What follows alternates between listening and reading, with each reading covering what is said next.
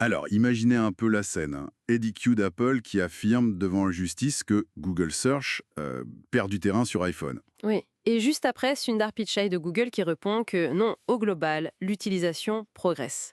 C'est ça. Et derrière ce petit désaccord, bon, il y a quand même une perte potentielle de 400 milliards pour Google. Et même un risque de parjure pour Q.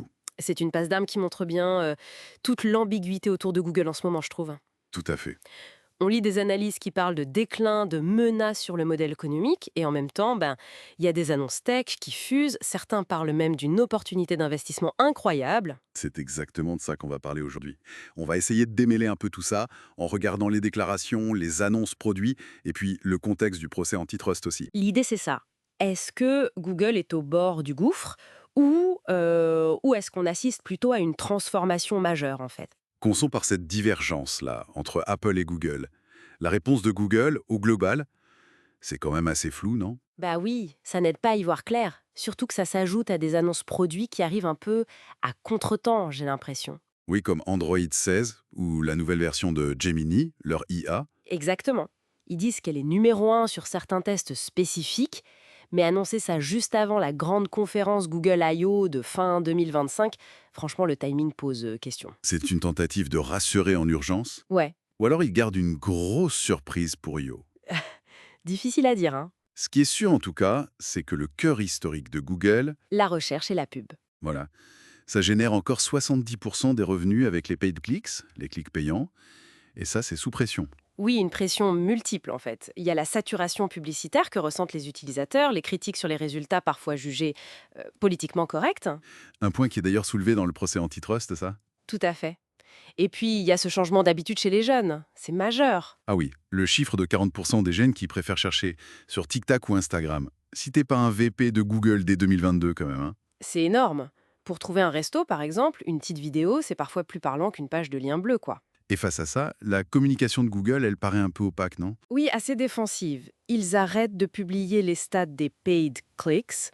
Les premières démos d'IA étaient, bon, un peu foireuses selon certains. Et cette réponse évasive à Apple, Hmm. ça alimente l'incertitude plus qu'autre chose, finalement. Et c'est d'autant plus notable qu'ils misent justement beaucoup sur l'IA pour contrer ces menaces, non? Exactement. La compétition est hyper féroce, surtout avec OpenAI. Mais même là, c'est pas si simple. Comment ça? Quand on voit OpenAI, qui se dit expert en code avec son IA, dépenser 3 milliards pour racheter Wincef, qui est un outil d'aide au codage. Ah oui, c'est vrai, ça laisse songeur. Ça suggère peut-être que la maîtrise technologique, même pour les leaders, elle est moins assurée qu'on le croit.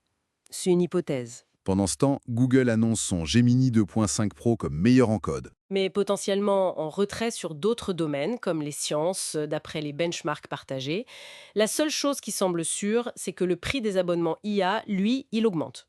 Et Apple dans tout ça? Apple regarde de loin pour l'instant. Il juge que l'investissement n'est pas prioritaire, visiblement. Alors, on entend souvent l'argument, oui, mais Google, ce n'est pas que la recherche. Il y a le cloud, Waymo, Gemini. C'est l'argument classique de la diversification, oui. Mais bon, il n'est pas nouveau non plus. C'est vrai. Ce qui est indéniable, par contre, c'est l'ampleur de la transformation en cours. Sundar Pichai l'a dit lui-même, Google sera méconnaissable dans 10 ans. Et honnêtement, l'entreprise d'aujourd'hui n'a déjà plus grand-chose à voir avec celle d'il y a 10 ans. La vraie question, c'est est-ce que cette transformation suffira à compenser l'érosion possible de la recherche? Exactement. Ce qui nous amène très rapidement à la question de l'investissement. L'action autour de 160 dollars, certains disent que c'est une super affaire, d'autres craignent un scénario à la eBay ou Kodak. Ben voilà. Deux façons de voir les choses. Soit on fait une analyse fondamentale très poussée, type value investing, mais c'est hyper complexe avec toutes ces incertitudes. Oui. Soit on suit un peu le mouvement, le sentiment général, la preuve sociale. Mais bon, aucune des deux approches n'offre de garantie évidemment. Donc, pour résumer, Poudel est un peu pris en étau. C'est ça. D'un côté, des défis énormes sur son activité historique, la recherche et la pub, et une communication qui pose question. Et de l'autre, une vraie innovation sur l'IA, Android, et la promesse d'une mutation profonde. Ce qui amène peut-être une dernière question pour la réflexion. Si Google est vraiment une opportunité majeure pour les années qui viennent, le plus gros défi, ce n'est peut-être pas de savoir si l'entreprise va réussir sa transformation. Mhm. Mais plutôt de comprendre quelle entreprise on est en train d'évaluer en fait. Exactement. Si la recherche devenait vraiment secondaire demain, qu'est-ce qu'il resterait de l'identité profonde de Google?